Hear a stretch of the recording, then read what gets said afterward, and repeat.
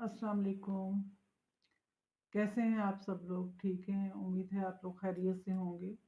इस वक्त मैं हुज़ूर कलंदर बाबा औलिया रहमतुल्लाह अलैह की रुबाइयात के हवाले से आपसे बात करूंगी। और हुज़ूर कलंदर बाबा औलिया रहमतुल्लाह अलैह की रुबाइयात यानी 4 अशआर पे मुश्तमिल आपकी जो शायरी है उसका इंतखाब जो है वो तज़किरा कलंदर बाबा औलिया रहमतुल्लाह अलैह में भी है। और इसके अलावा एक रुबाइयात कलंदर बाबा औलिया रहमतुल्लाह अलैह के नाम से आपकी किताब भी आई है, शाये की गई है। तो हुज़ूर कलंदर बाबा औलिया रहमतुल्लाह अलैह सैयद मोहम्मद अज़ीम बरखिया साहब जो हैं वो शायरी फरमाते थे जब तो बरखिया तखल्लुस था आपका। और इस तखल्लुस के ज़रिए जो है वो आप अ, हकीकत जो भी आपके ज़हन में ख़यालात इंस्पायर अल्लाह ताला करते थे। जैसे आपका एक शेर है कि साकी तेरे कदमों में गुज़रनी है उम्र, पीने के सिवा मुझे पीने के सिवा क्या मुझे करनी है उम्र, पानी की तरह आज पिला दे बादा, पानी की तरह कल तो बिखरनी है उम्र।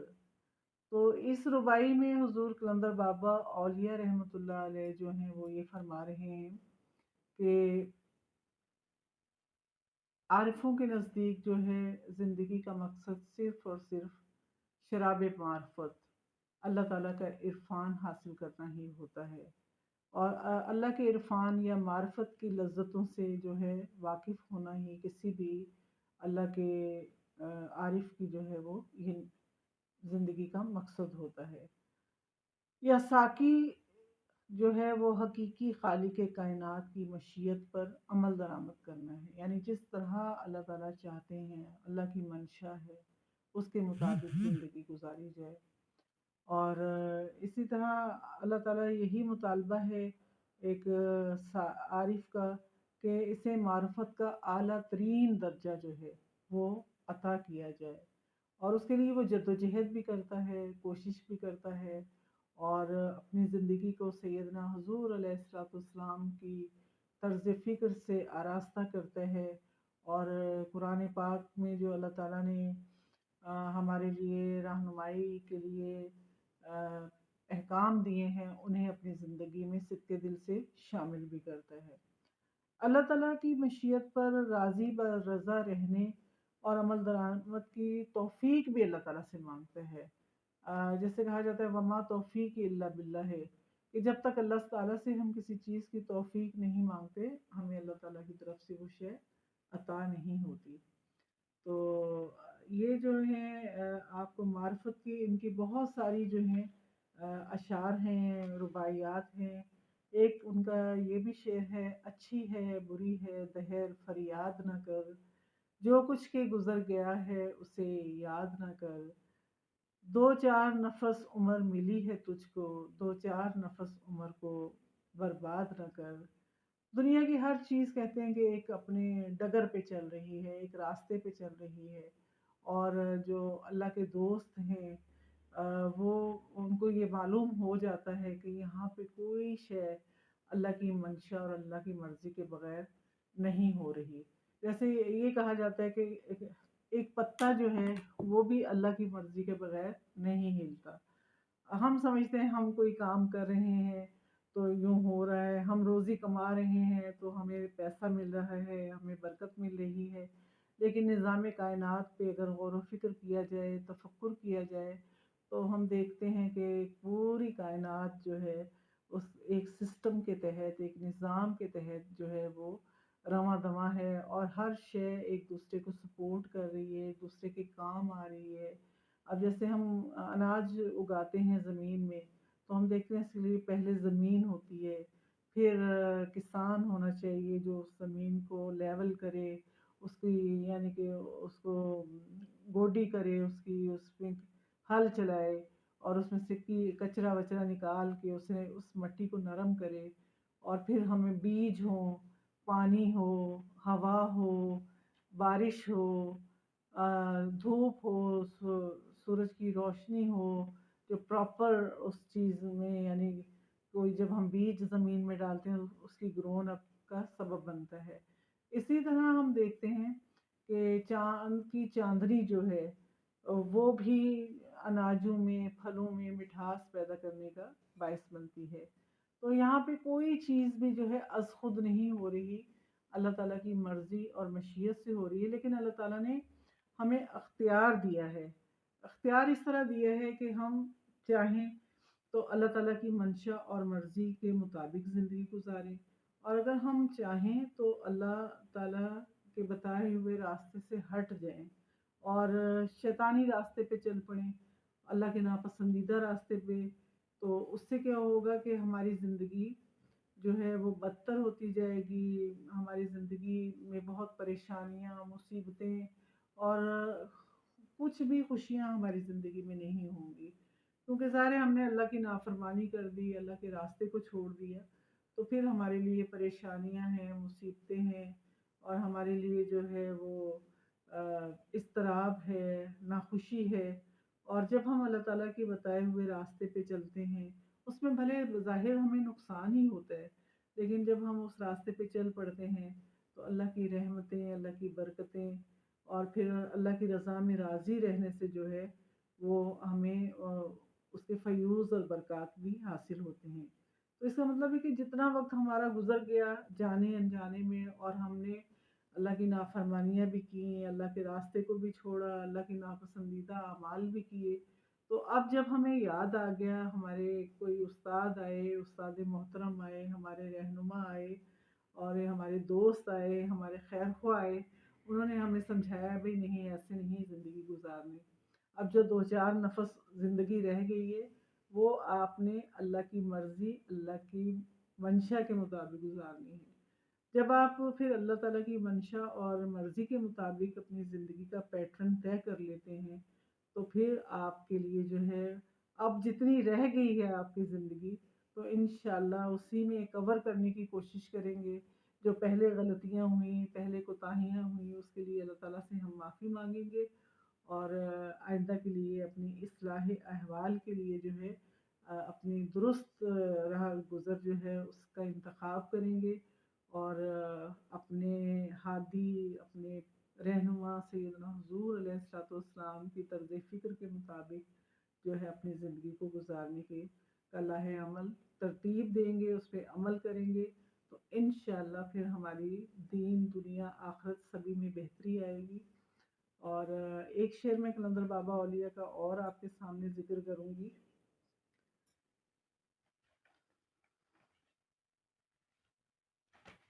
बहुत सारे अशआर हैं और बड़े मज़े के अशआर हैं कलंदर बाबा के। एक शेर ये है, एक लफ्ज़ था, एक लफ्ज़ से अफ़साना हुआ, एक शहर था, एक शहर से वीराना हुआ, गर्दों ने हज़ार अक्स डाले हैं अज़ीम, मैं खाक हुआ, खाक से पैमाना हुआ। कि अल्लाह ताला की अज़मत का अंदाज़ा कोई नहीं कर सकता कि एक लफ्ज़ यानी कुन जब अल्लाह ने फरमाया तो पूरी कायनात जिस तरह अल्लाह ताला के इरादे में थी, जिस तरह अल्लाह ताला की तख्लीक का पूरा मंशा था, वो सारे का सारा जो है वो वजूद में आ गया। और आलम मलकूत व जबरूद आबाद हुए, कहकशानी निज़ाम सैयारे मज़हर बन गए और एक लफ्ज़ ही है बाहिर बज़ाहिर, हर आन हर लम्हा नई सूरत में जलवा फ़िग़न है, और एक ही लफ्ज़ की ज़िया-पाशियाँ जो है उन्हें हम अ, देख रहे हैं, अक्स दर अक्स फैल रही है कायनात। कहते हैं कि दमादम जो है वो आ रही है सदाए कुन फ़यकून, यानी कायनात में जब अल्लाह ने कुन फरमा दिया, उसके बाद वो अमल रुका नहीं, वो अभी तक जो है कुन का तसलसल चल रहा है और हम देख रहे हैं कि कायनात फैल रही है, तख्लीक़ात वजूद में आती चली जा रही हैं। और बहुत सारे अशआर हैं कलंदर बाबा के जो मैं आपसे शेयर करूँ। महरम नहीं राज़ का वगरना कहता, अच्छा था कि एक ज़र्रा ही आदम रहता, ज़र्रे से चला चल कर अजल तक पहुँचा, मट्टी की जफ़ाएँ ये कहाँ तक सहता। तो यानी ये भी एक हमें इसरार-ओ-नमूज़ ज़िंदगी के बताए जा रहे हैं کہ آدمی کی تخلیق جو ہے آدم کی زمین کی مٹی کا ہر ذرہ جو ہے وہ آدم کی تصویر کا عکس ہے، اور مٹی کا جسم جو ہے اس کی بناوٹ کے فارمولے اللہ تعالیٰ نے قرآن پاک میں بیان فرمائے ہیں۔ اور اس مٹی کے پتلے، مٹی کے جسم میں جب اللہ تعالیٰ کی ڈالی ہوئی، اللہ کا امر، اللہ کی جان میں سے جان جو ڈالی گئی، روح ڈالی گئی، وہ اس مٹی کے جسم میں حرکت کا باعث بنتی ہے، اور اس مٹی کے جسم کی جو ہے جتنی بھی حرکات و سکنات ہیں، جتنے بھی اس کے تقاضے ہیں، وہ اس کی روح ہی جو ہے اس کے ذریعے سورس آف انفارمیشن جو اللہ تعالیٰ کی طرف سے آ رہی ہے ان کو پایہ تکمیل کو پہنچایا جاتا ہے۔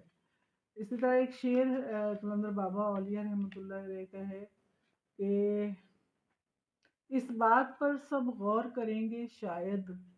آہیں بھی دو چار بھریں گے شاید،